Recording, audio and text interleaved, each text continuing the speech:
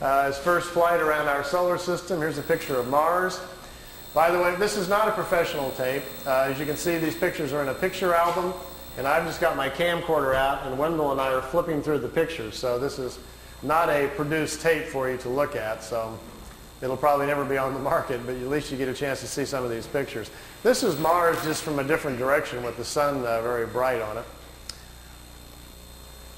Now, here is Mars, but here's one of these satellites. It's in orbit around Mars, made on Earth, unannounced, and is in orbit. This is the spring of 1976, and this device is in orbit around Mars. I don't know exactly who made it or who put it up there. Here's another one. This is Mars again, and here's the light panels, solar panels, and the satellite equipment in orbit around Mars again. This is a different one. This is a dust storm on Mars. Billy wanted to get close and try to take pictures of artifacts. You've all heard about some of the Sidonoplasma on Mars, about the face on Mars that Richard Hoagland and other people have been looking into. Billy published a paper back in the 70s talking about that. There was a race of people lived on Mars. They had a terrible catastrophe about 186,000 years back. At the time, there was about 40 million people killed on Mars, and they're all gone now, of course. So there were societies there, and we will find quite a few remains of their civilization once we get up there. Here he's on board one of their large motherships. This is the side or the edge of a saucer that was parked inside as he was walking by it. Here's Jupiter. Here's the mothership in orbit. They're flying into it to go aboard. It was 17 miles high and about 10 miles in diameter.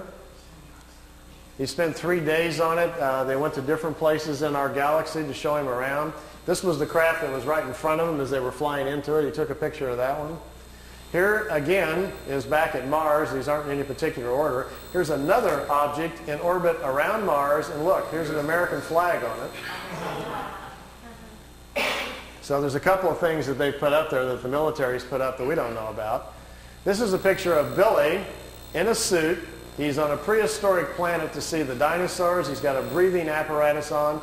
This is a Pleiadian man, and they've stepped outside of the ship so he can see the animal life on this prehistoric world. Got his picture taken too. That's pretty good.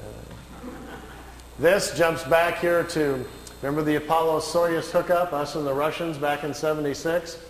Billy asked him if he could go up and watch it. They said okay.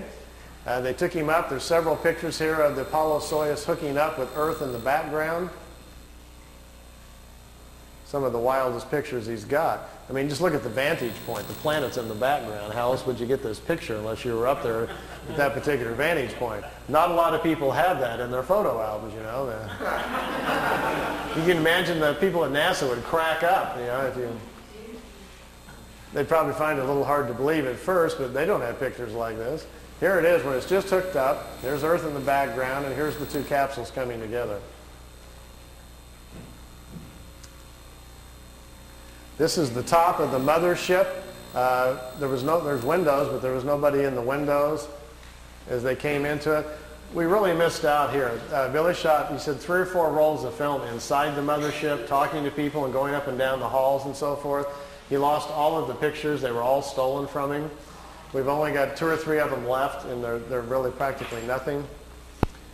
This is a prehistoric Earth. They're back in time. That's Earth in the background. That's a moon in front of Earth, and he's looking over the surface of another moon.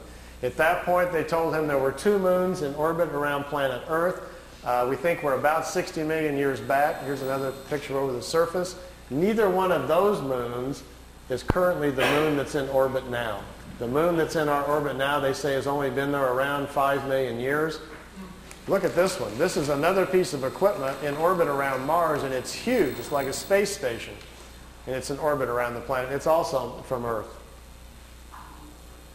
We haven't heard anything about that, have we? Here's the dinosaur pictures. Billy's back inside the ship, and there's a viewing screen in the craft, and he says he's taking these pictures. Here's our first dino. He's got kind of gold-brown skin, got large hind legs, short forelegs, and a head that looks kind of amphibian,